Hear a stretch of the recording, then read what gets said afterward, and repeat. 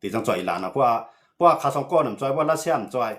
เข็มจอยได้นี่เนาะอิหร่านเนี่ยตีขยันปอดได้ซุ่มอเมริกันนะย้อนว่าอเมริกันเนี่ยมันขีปนาวุธมันก็แก่นแข็งแห้งหนาหน้าเนาะยาก็โทมาฮอกมันเนี่ยยื้อจับเอาดีเลยทีนั้นย้อนดูมันล็อกเป้าเนี่ยยื้อกันเนาะโทมาฮอกเนี่ยมาตั้งฮื้อเนี่ยตั้งกลางเฮาเนี่ยเพื่อกลางเฮาเนี่ยอิหร่านเนี่ยตอนนั้นอเมริกันในอิสราเอล60,000กำปวนแกเนาะตึก12วันนั้นเครื่องบินอิหร่านเนี่ยมันตั้งมินิลัมค่ะนะอันนั้นอเมริกันเขาล็อกตั้งกลางเฮาเป็นหมดเขาเนาะเขากุมกำตั้งกลางเฮาหมด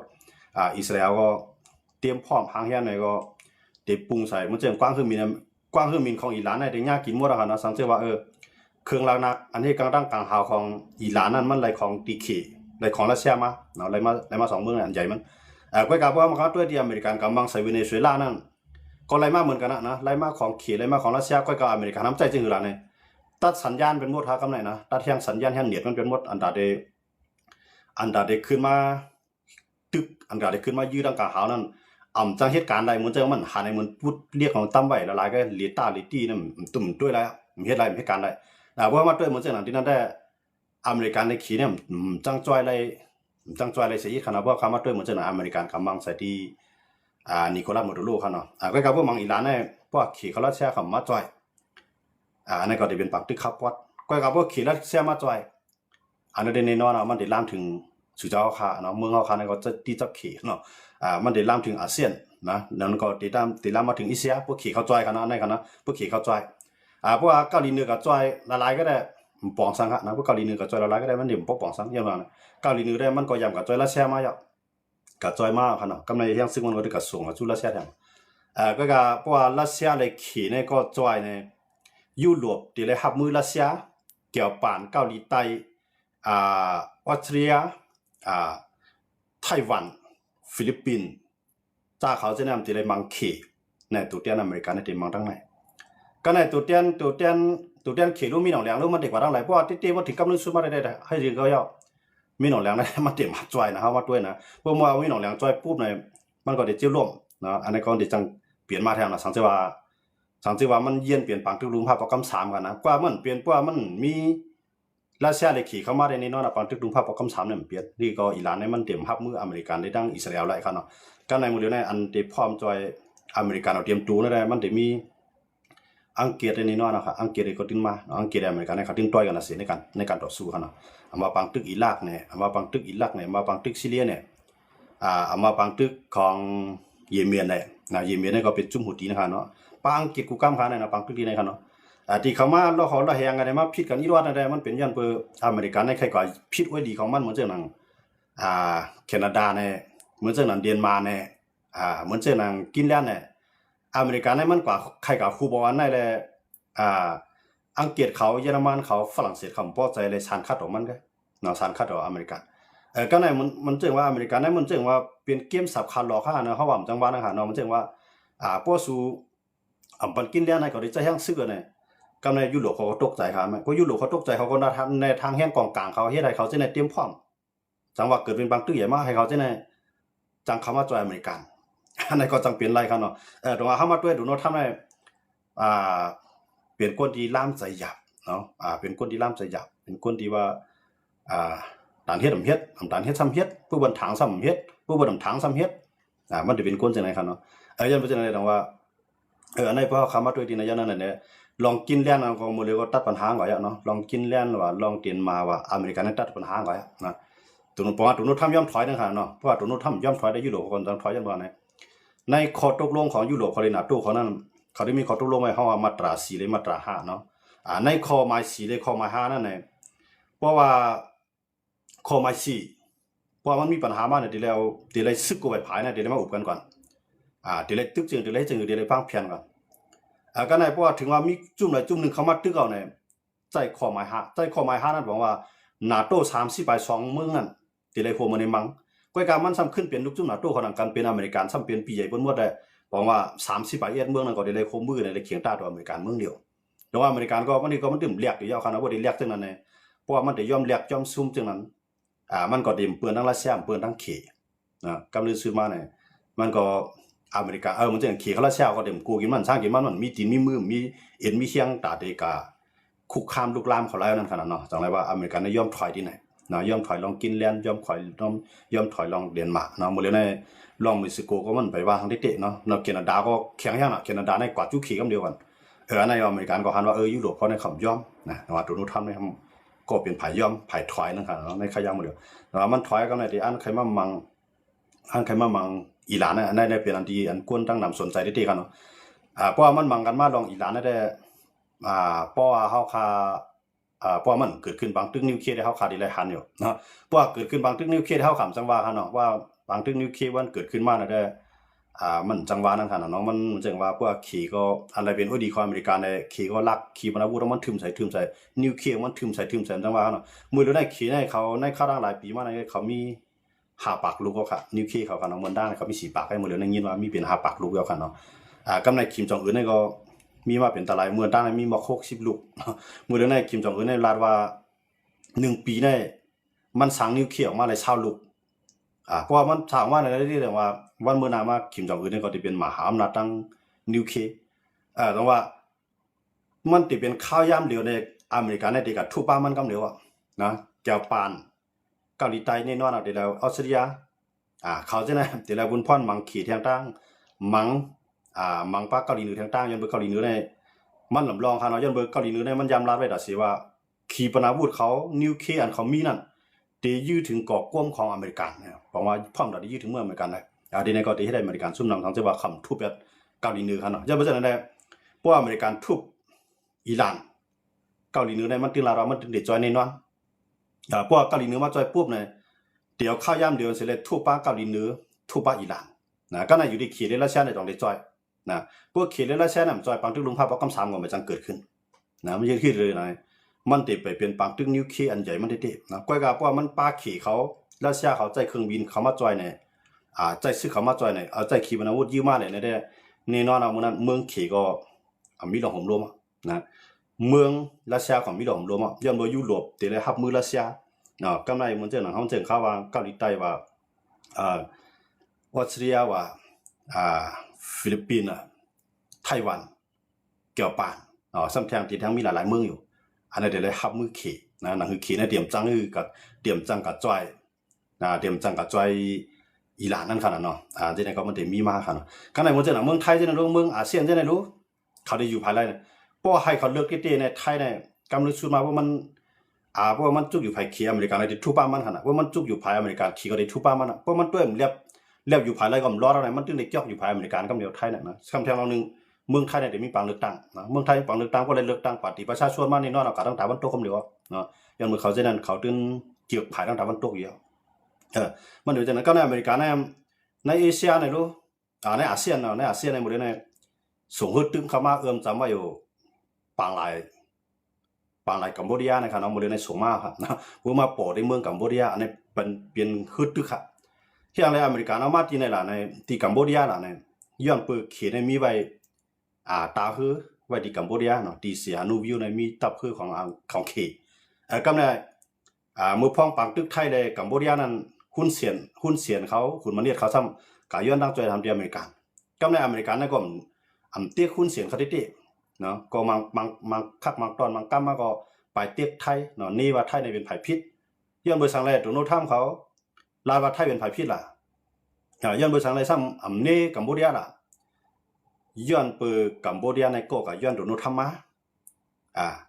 หายมาขึ้นพื้นลองบุตรคือจำใจขึ้นในจังหวัดตัวโน้ตท่ามเขาก็มีที่ตั้งแต่เดียวแล้วประธานาธิบดีตัวโน้ตท่ามเขาก็มีที่ตั้งแต่เดียวแล้วเอาคือเขาดีเลยตั้งตับคือเขาตัดนาขี่ไว้เมื่อได้เขียนย้อนเมื่อเขียนในกล่องป้อใจในกัมพูชานั่นแหละลองนะจังไรว่ามาเพียวสินจื้อในเมื่อก่อนเนาะสินจื้อในเป็นคนหาเลี้ยงหุ้นเสียนเขาเป็นแก้งเขาสินจื้อใหญ่ที่สุดแล้วเนาะนั่นก็หุ้นเสียนก็เพราะว่าหุ้นเสียนปันแน่เขียนในเด็กก็หามังหุ้นเด็กก็มังหุ้นเสียนน้ำซื้อแล้วมันจะไหนหุ้นเสียนก็เลยย่อว่าเป็นขี่ก็ในว่านั้นนะขี่หูดังพี่กัมพูชาเนี่ยอันขี่ยามจอยมาเจ้านั้นขี่เนี่ยบอกใครจอยที่เดียวแล้วมันจะไหนในกัมพูชาก็ตื้อตั้งดัดได้ร้อนน้ำมีดังละตั้งหนึ่งก็ไทยมังตั้งหนึ่งก็ขี่มีก็ในที่คือในตรงไรข้ออเมริกันเนี่ยเขามาเมื่อในอเมริกันเนี่ยคือเขามาเนาะคือตึกอเมริกันเนี่ยมาจำไว้ที่ไหนดังว่าที่นั่นเนี่ยเพราะว่าคืออเมริกันเขามาไว้ที่ไหนในกำไรตับซึกอเมริกันอันตับกาอเมริกันเนี่ยมันมีไว้ที่อุตภเปาเนาะกลางเครื่องบินอเมริกันเนี่ยมันมีไว้ที่อุตภเปามือปังตึกเวียดนามนั่นก็อเมริกันเนี่ยมาอยู่ที่เมืองไทยได้เอาเครื่องบินในกับตึกที่เวียดนามกับตึกที่เมืองลาว กว่าตึกที่กัมพูชาอันอเมริกันในตั้งทัพซึกไว้ที่ไหนครับเนาะมือเลี้ยงในก็ต้องมีทัพซึกอเมริกันในเมืองไทยในตึกมีอยู่พร้อมกับมีเอกครับนะสังเกตว่าปังตึกลุงภาพประกอบ3เกิดขึ้นมาในเมืองไทยเนี่ยเดี๋ยวเลยเลือกผายมันเนาะเดี๋ยวเลยเลือกผายเพื่อจุกอยู่ภายขีก็ย่าอเมริกันมั้งครับเนาะเพื่อจุกอยู่ภายอเมริกันย่าภายขีมั้งเพราะว่าอยู่วงกลางให้แล้วจุกภายไรในเกิดว่าเปิ้นมังมาเปิ้นคู่เปิ้นมันในมันจังกับปืนภายเอาไทยเนี่ยนะย้อนมาจังได๋ไทยได้เฮ็ดจังกูปองปปสจังกูปองแล้วนะกูปอกได้มือเกี่ยวปานเรียบปีมันอยู่ภายเกี่ยวปานฮะเพื่อเกี่ยวปานเนี่ยไปสู้มันเกี่ยวอยู่ภายอเมริกันเอาไทยเนี่ยนะเมื่อนั้นเมื่อเกี่ยวปานเมื่ออเมริกันมังเวียดนามมันจุกอยู่อเมริกันพวกเวียดนามเป้มามันขึ้นมาจุกอยู่ภายกัมพูชามันจึงนั่งคามินเลียงขึ้นต่อสู่เวียดนามขึ้นจุกอยู่ภายอเมริกันขึ้นเนี่ยมันโดยเกี่ยวกับเกี่ยวมาได้ไทยเนี่ยนะมันได้เกี่ยวกับเกี่ยวมาได้มันเต็มอยู่เปลืองตายมันก้อยกาปังตึกปอกำได้มันเต็มใจจังนั้นนะมันใจปังตึกอันที่ว่าใจกองอากาศเมียกลัวได้หมอถามมีออกให้มังกันใจนะมันได้เป็นปังตึกใจเทคโนโลยีนะมันจึงเมืองไทยในอันยื้อใส่ลายลูกในบนเดล็อกเป้ามันให้มังมาอย่างเมืองไทยในไปมีอันนี้กลางหาวอะไรเพียงพอถามว่าลิต้าสองเขามีไทยในมีค่ะเขาตั้งว่าดีหลายทนุนเนาะก็กว่าถามว่าเขามีอันที่กลางหาวมันเจอหนังแฟตตี้ออร์ถ้าเอาเรื่องโดมาสังสิ่งที่ในเขามีค่ะเนาะยังไม่เจอในดังว่าเขาตึ้งเดี๋ยวเลือกไผ่เขาตึ้งเดี๋ยวเลือกไผ่เพราะว่าเขาเลือกไผ่มาในนอกตึ้งเดี๋ยวจุกอยู่ไผ่อเมริกันนะเพราะเขาจุกอยู่ไผ่อเมริกันได้เขาได้จังยากกินมันเจอหนังมาเลเซียว่าอินโดนีเซียว่าที่ในสังว่าเป็นบางตึกลุงภาพประกอบ3ในจุกอยู่ไผ่อเมริกันหมดค่ะนะก็ในพวกมาเลเซียอินโดนีเซียจุกอยู่ไผ่อเมริกันปุ๊บไทยจุกอยู่ไผ่เคในมาเลเซียและอินโดนีเซียในเดมังไทยมันเชื่อสังว่าบางตึกลุงภาพประกอบ3เขาว่าเนาะ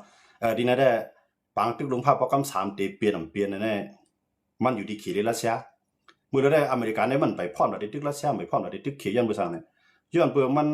ประธานาธิบดีโดนัลด์ทรัมป์เนี่ยมันว่าไว้จังคือล่ะเนี่ยที่มันจะยูเครนเตรียมตัวในมันทำการให้ยูเครนยอมซุ่มแผ่นดินในว่าคือล่ะเนี่ยมันล่ะว่าเมืองมาเรียกในเมื่อที่เฮ็ดให้เฮาในเยี่ยนเปลี่ยนปังตึกลุงภาพประกอบ3กอบไม้5เนี่ยมันว่าจังได๋กันเนาะมันว่าแต่ว่าเจ้าในเขามีแต่ฝรั่งในคณะเขาว่าอยู่เลยเนาะที่ให้เมืองสุริเล็กๆในที่จานเข้าข่าวกอบเยี่ยนเวียนปังทุกลุงภาพประกอบ3ในกึ่งดันลิเลียกผ้าเนี่ยโดนัลด์ทรัมป์ในว่าจังไหนกำซื้อค่ะนะย้อนเมื่อโดนัลด์ทรัมป์ในประธานาธิบดีอเมริกันเขาดึงไปพร้อมตอนนั้นให้มันเกิดขึ้นปังทุกลุงภาพประกอบ3ว่าปังทุกลุงภาพประกอบ3ในเขาก็ดึงลาดว่ามันเตรียมมีไผเป้บอกว่าซุ่มดัง2ไผนะอเมริกันก็ติญากินนั่งนำนะกำในรัสเซียก็ติญากินนั่งนำเกาหลีเหนือได้เมืองมันเรียกนะมันก็ติเจียวเลียวสังเกตว่าเป็นว่าถึงรู้ว่าความสามารถเนี่ยตีเลียวความมันนะเกาหลีเหนือได้อิหร่านในสังเกตว่าอิหร่านเนี่ยบางตึกเลยเกาหลีเหนือสูงยังซึ่งเขามาจอยปุ๊บในอเมริกันได้มังมันนะเพราะว่า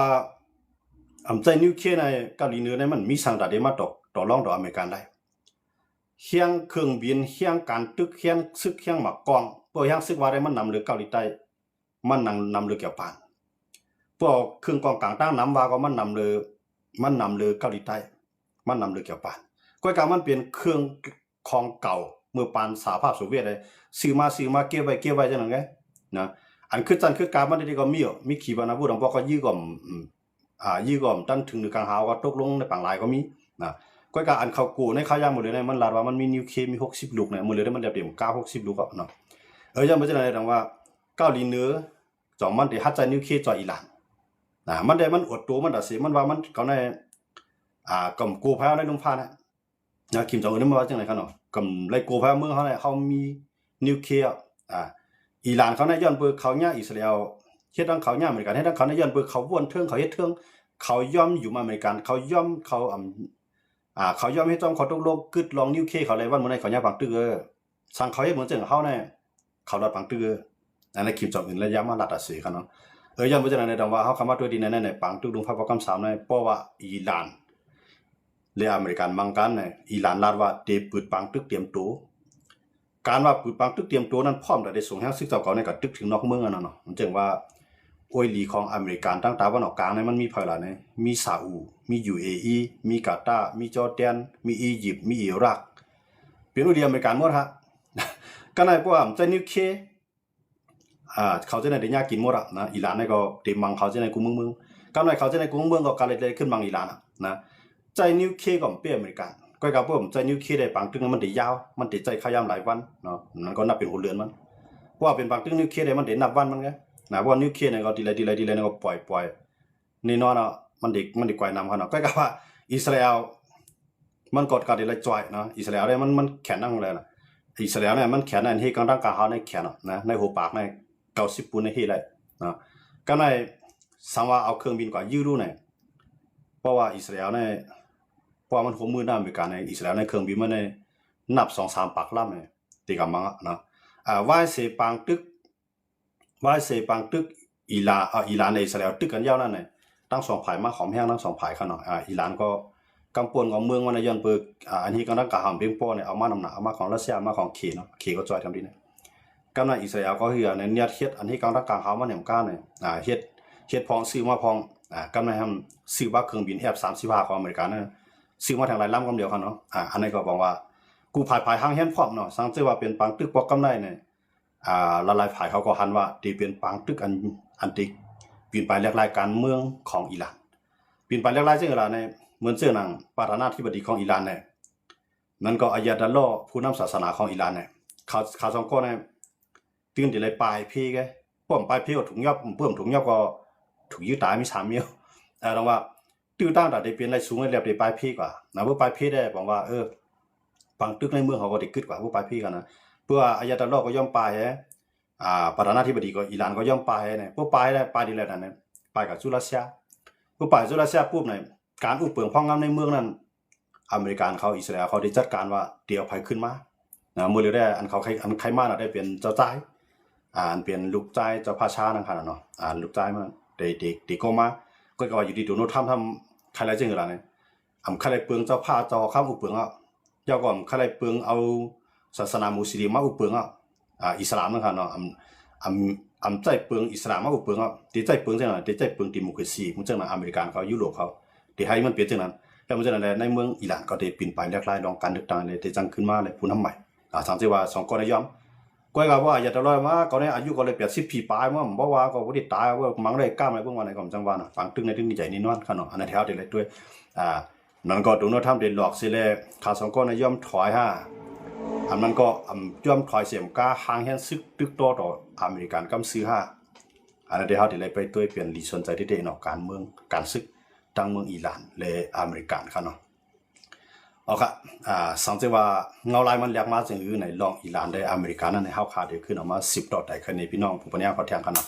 ก็ในเฮาขามาด้วยลองยูเครนในรัสเซียอีกอ่อน1ค่ะเนาะยูเครนในรัสเซียในก็ตึกกันมาครั้ง4 ปีปลายในครั้ง4 ปีปลายเนี่ยเขาก็ได้ขึ้นพวกอุกันตั้งประธานาธิบดีโดนัลด์ทรัมป์ประธานาธิบดีโวโลดิมีร์เซเลนสกี้ก็ในก็ประธานาธิบดีปูตินเนาะเขาก็ได้กระทบกันที่เมือง UAE